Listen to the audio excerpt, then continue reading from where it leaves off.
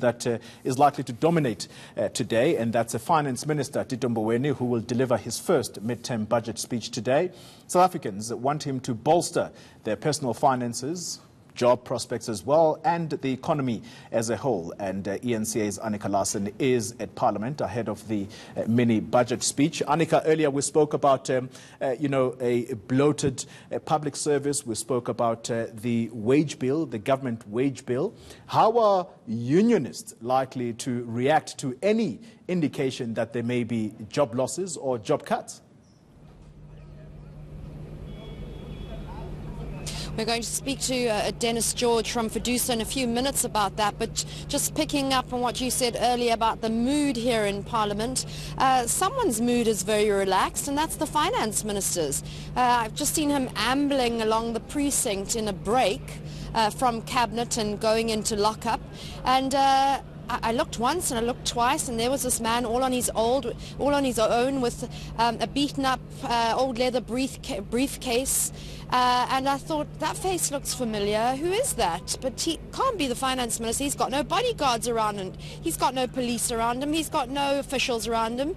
And it was the Finance Minister. So he hasn't obviously got used to being trailed by hundreds of bodyguards yet. Anyway, he was in a very cheerful, good mood. He seemed quite relaxed ahead of the budget. But just talking about this bloated public wage bill, he's been quoted as saying 8 Rand out of every 10 Rand goes to public service wage bills, and that's caused some ire, especially amongst the unions. We've got Dennis George, who joins us now. Tito Mboweni's appointment as Finance Minister has been largely welcomed. The unions, I know the National Union of Mine Workers last week, weren't particularly happy. How do you feel about his appointment?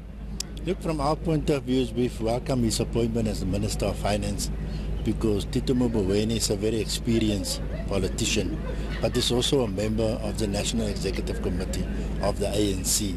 And those kinds of credentials is very critical and important for a finance minister, because the finance minister have a very difficult job, because he's the one that must decide where they're going to cut, and they will also upfront ask departments to make the necessary cuts and so forth in their particular spending patterns, and that is very important. We also always listen to people talking about the public service. And I think from Fedusa side is we want to propose to the minister a new approach, because what is happening, the 3-year wage agreement has already been signed. So the horse is bolted as far as that is concerned. But if the minister wants to look beyond that, then we must look to restructure that public service, because we have, in the senior positions, we have a very bloated section. And then when you come to the service delivery, especially in health, where we have, for instance, nurses that has to take care of patients and our grandmothers and grandfathers in hospitals that are working under very, very difficult situation, because there's a number of vacancies. And then also in terms of supplies of other medicines, it's very important. So the way we have to look at the public service is to improve service delivery, but to also make it more efficient. So perhaps there needs to be a reallocation of those public sector wages, and some of the top heavy positions getting less, and some of that trickling down to some of the teachers and nurses, as you mentioned, but not necessarily job cuts. Yeah, look, I think what we are calling for is a kind of a round table discussion, so that we can first establish, what is the public service looking like at the moment, and where is the service delivery gaps. This thing that the government sometimes on their own want to make these decisions can sometimes lead to conflict, and public servants trade union field, they have not been properly consulted in the process. So I think that is something that the minister should do based on our recommendation. But also secondly, we're looking at the economy. The budget is a very important factor in terms of dealing with the budget, because it also connects to other things like what is the deficit. If I can give you a number, like 15% of our income that we are generating now, we only use that to service debts that in the past, and that number can get out of tune very quickly. That's right. I mean, we're looking at, thank you so much, Mr. George, for joining us.